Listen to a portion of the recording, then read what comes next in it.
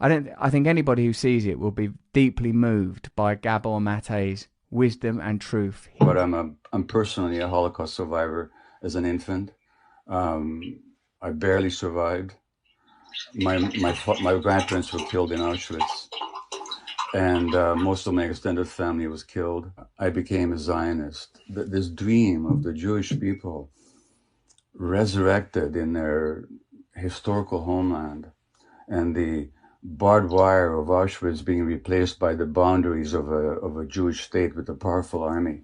And then I found out that it wasn't exactly like that. That in order to make this Jewish dream a reality, we had to visit a nightmare on the local population. And there's no way you could have ever created a Jewish state without oppressing and expelling the local population. Jewish Israeli historians have shown without a doubt that the expulsion of the Palestinians was persistent, it was pervasive, it was cruel, it was murderous, and with deliberate attempt. So that's what's called the Nakba in Arabic, the disaster or the catastrophe. There's a law that you cannot deny the Holocaust. But in Israel, you're not allowed to mention the Nakba, even though it was at the very basis of the foundation of the state. I visited the occupied territories, Russell, during the first Intifada. I cried every day for 2 weeks at what I saw. The brutality of the occupation, the petty harassment, the murderousness of it, or cutting down of Palestinian olive groves, the denial of water rights, the humiliations. And this went on, and it's much worse now than it was then.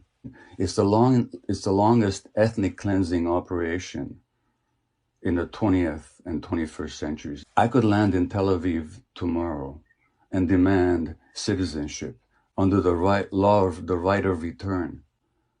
But my Palestinian friend in Vancouver, Hannah Kawas, who was born in Jerusalem, can't even visit. Now, if I have the right to return after 2,000 years, how come Hannah hasn't got the right to return after 70 years? So then you have these miserable people packed into this horrible, people call it the world's largest outdoor prison, which is what it is. You don't have to support Hamas policies to stand up for Palestinian rights. That's a complete falsity. If you take the worst thing you can say about Hamas, multiplied by 1,000 times,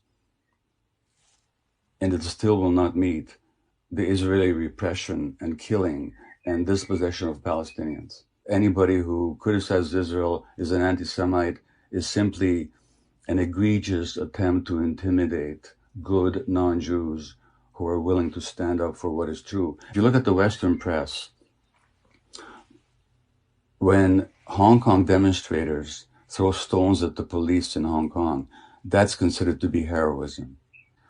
When in Myanmar, the demonstrators throw slingshots at the army, at the oppressive army, they're considered to be heroes in the Western press.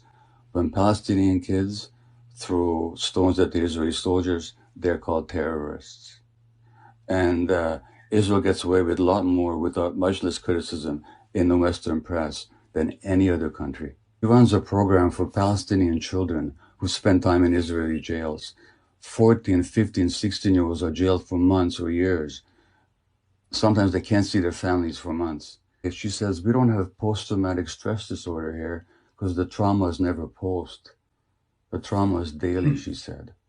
If he's got any ounce of humanity left, he would cry like I did for 2 weeks when I was there.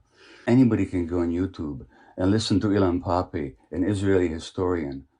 Anybody can listen to Norman Finkelstein, a Jewish professor, world expert on Gaza, who was denied tenure at his university because of his public speaking against Israeli policy. You can listen to any number of Israeli Defense Forces soldiers who talk about the brutality that they now regret having committed. You can listen to Israeli pilots who talk about why they refuse to fly over Gaza because of the atrocities they're made to commit. You can get all the information you want. So if anybody these days doesn't know, it's not because the information is not available. And none of that excuses not knowing truth. and this deliberate attempt to silence anybody who speaks, Jewish or non-Jewish. And I really wish that non-Jews of goodwill would stand up against the calumny and not be intimidated by this charge of anti-Semitism. I really wish that. And it's not a question of being pro-Palestinian. It's a question of are you in favor of justice and liberty and freedom and truth, or are you not?